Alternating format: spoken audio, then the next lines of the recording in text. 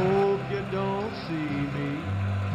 The Big Lebowski is a 1998 crime comedy film written, produced, and directed by Joel and Ethan Coen, and it's one of the captain's favorite movies of all time. 2 oat sodas, Gary. Hey, good luck tomorrow. Yeah, thanks, man. Oh, sorry to hear about Donnie. Oh, yeah, well, you know, sometimes you eat the bar and sometimes, well, hey, man. It stars Jeff Bridges as Jeffrey the Dude Lebowski, a Los Angeles slacker, an avid bowler, and white Russian drinker.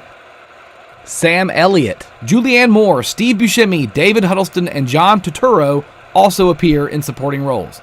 The film was loosely inspired by the work of Raymond Chandler. Joel Coen stated, "We wanted to do a Chandler kind of story, how it moves episodically and deals with the characters trying to unravel a mystery, as well as having a hopelessly complex plot that's ultimately unimportant." The original score was composed by Carter Burwell, a longtime collaborator of the Coen Brothers, and it's just magic. While The Big Lebowski was a disappointment at the US box office and received mixed reviews at the time of its release, over time, reviews have become largely positive and the film has become a cult favorite, noted for its idiosyncratic characters, dream sequences, unconventional dialogue, and eclectic soundtrack. In 2014, the film was selected for preservation in the National Film Registry by the Library of Congress, being deemed culturally, historically, or aesthetically significant. A spin-off based on John Turturro's character called Going Places was filmed in 2017, with Turturro also acting as writer and director. But enough about the movie. We're here to talk pinball, baby. Yeah, yeah, oh yeah, what condition my condition was in. I first became aware of a Big Lebowski pinball machine way back in 2014, thanks to a Kotaku article about the game. It all started with a rug. You've been waiting for 69 days, and you've been wanting it. Under an exclusive license from Universal Pictures, Dutch Pinball abides. The Big Lebowski Pinball.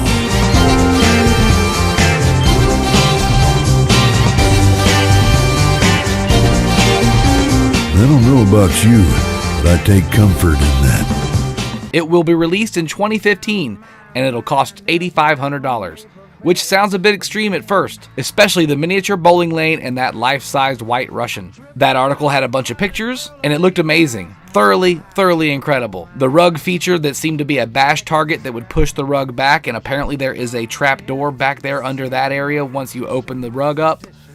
It looks incredible. I followed it loosely, knowing I wasn't going to be able to afford one. However, things are not always what they seem in the pinball world, and some things may prove to be easier said than done. The Big Lebowski has become such an iconic piece of pop culture. It's one of those films that you watch once, then find yourself quoting John Goodman's Walter repeatedly for the next year. You're out of your element, Donnie! That rug really tied the room together, did it not? Fucking A. This guy peed on it. Donnie, please. If you see a Big Lebowski pinball game in a bowling alley arcade, take a picture with it. You know what? Try to find the owner and buy that thing from him, because it is as rare as a bad Coen Brothers film, Barton Fink notwithstanding.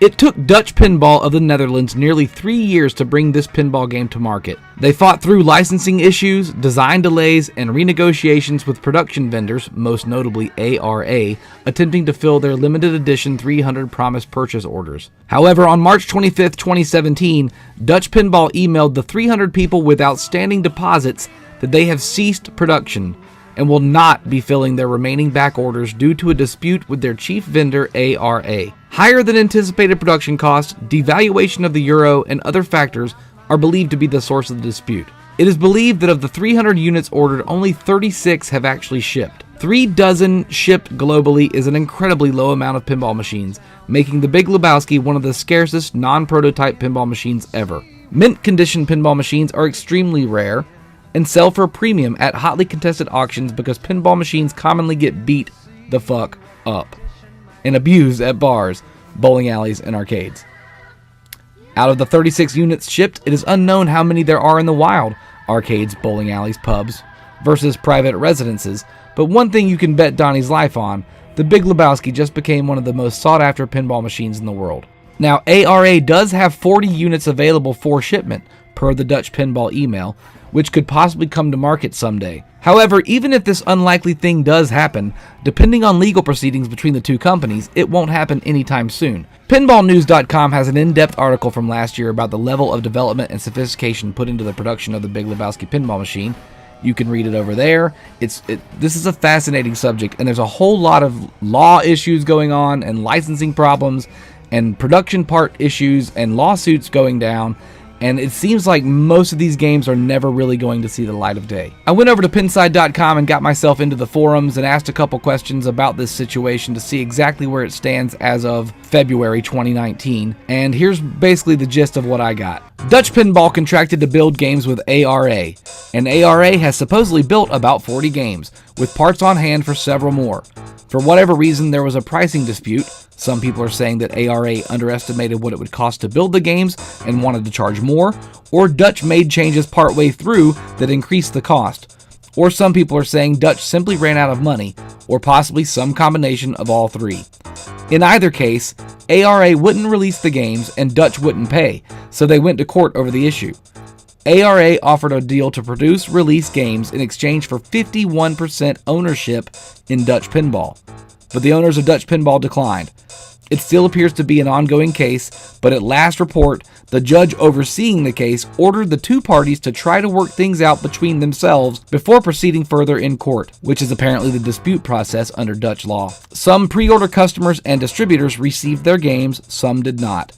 After the situation with ARA was at a standstill back in late 2017, Dutch Pinball announced they would start manufacturing games again with a Chinese company, Zytec. XY Tech. They built a couple of engineering samples, however, for some unanswered reason, full production did not proceed. There's a whole lot of crazy going down with this thing, but the point is, there's about 30, possibly 50 of them floating around in the world right now. If you find one at a pinball show, play it. Apparently, it's a really good game. It's listed at an 8 right now over on Pinside, an 8 out of 10. That's a high score for a pinball machine. Thank you guys so much for watching the show. Like, subscribe, comment. Check out the next episode, episode 7 of The Lost Pins, coming soon next week, sometime on Wednesday. Thank you guys again. Captain! I guess that's the way the whole darned human comedy keeps perpetuating itself. Down through the generations, westward the wagons, across the sands of time until we... Oh, look at me. I'm rambling again. Well, I hope you folks enjoyed yourselves. Catch you later on down the trail. Captain Retro, it's the Captain Retro Show.